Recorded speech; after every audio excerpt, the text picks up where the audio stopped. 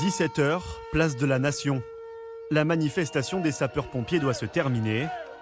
Mais eux n'ont pas l'air de vouloir rentrer chez eux tout de suite. N'approchez pas du barrage ici. Les forces de l'ordre qui encadrent la manifestation ont beau les prévenir, la tension ne retombe pas. Dernière formation, on va faire usage de la force. Les soldats du feu finissent par forcer le barrage. La situation dégénère. Des images rares de pompiers jetant des projectiles sur les forces de l'ordre. Regardez à quoi on est réduit. Aujourd'hui, on était des milliers de pompiers. On est venus des quatre coins de la France. On a fait quelque chose de pacifiste. On a été calme. Ça a fait du bruit et de la fumée, ça s'est arrêté là. Et là, on nous demande d'évacuer. Très bien, on est des bons garçons. On veut regagner nos bus. On nous interdit de les regagner. On nous gage, on nous met des coups, on nous insulte. Ça devrait même pas exister. Là, regardez, les CRS, la police, on bosse avec eux. Dans la vie de tous les jours, c'est nos copains. Ici, l'un d'entre eux est blessé au visage. Quelques minutes plus tôt, les forces de l'ordre avaient déjà fait usage des canons à eau, car les pompiers tentaient de sortir du trajet déclaré en préfecture. Provoquant la colère des soldats du feu. Moi, j'ai 30 ans de métier. C'est un scandale.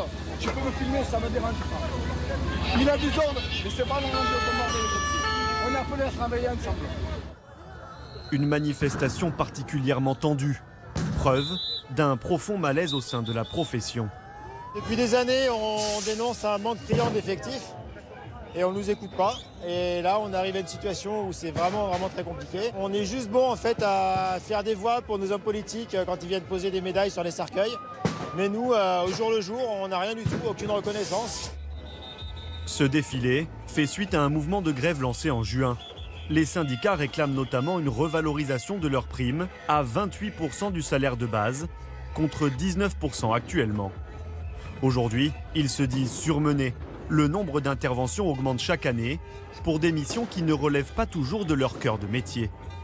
Les pompiers, souvent, ils travaillent plus de 2000 heures, payés 1607 heures, et les conditions de travail se sont dégradées. C'est une des motivations. On a aussi des avantages ou quelques spécificités pour les retraites dont on nous promet qu'elles vont passer par perte et profit dans le nouveau système. Et ce qu'on voit, c'est que tous les signaux sont au rouge. Depuis quelques années, ils doivent faire face à un autre problème, les agressions physiques et verbales lors de leurs interventions. Elles ont triplé en seulement 10 ans. Depuis le 1er janvier, les autorités ont recensé 1274 agressions à l'encontre des pompiers et 312 blessés.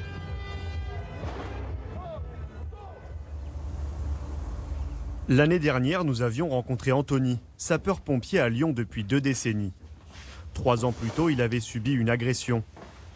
Ce jour-là, il intervient chez un particulier. L'homme menace de se suicider quand soudain il s'empare d'un couteau.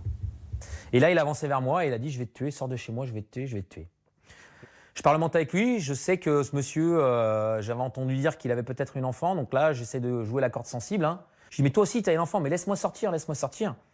Et je ne vois pas du tout changement de comportement dans son regard. Je me dis, mais il avance sur moi, il va me tuer, quoi, il va me poignarder. Et on pense à sa famille, on pense à ses enfants, on pense à tout ça, on se dit, mais bon sang, je suis venu pour aider un gars, et je vais peut-être repartir dans un cercueil, quoi. Enfin, je veux dire, ça devient...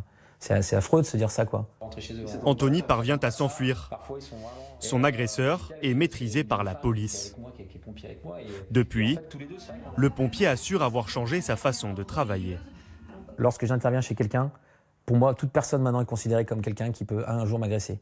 Et lorsque je vais m'adresser aux gens, je m'adresse de façon beaucoup plus distante que je faisais avant. C'est-à-dire avant, j'étais plus dans l'empathie, dans voilà, une main sur l'épaule. Maintenant, je touche pratiquement plus personne. Comme réponse, le ministre de l'Intérieur, Christophe Castaner, a lancé en avril l'expérimentation des caméras piétons. Il a aussi annoncé le dépôt de plaintes systématiques par l'administration en cas d'agression. Des mesures visiblement loin d'avoir calmé la colère des pompiers.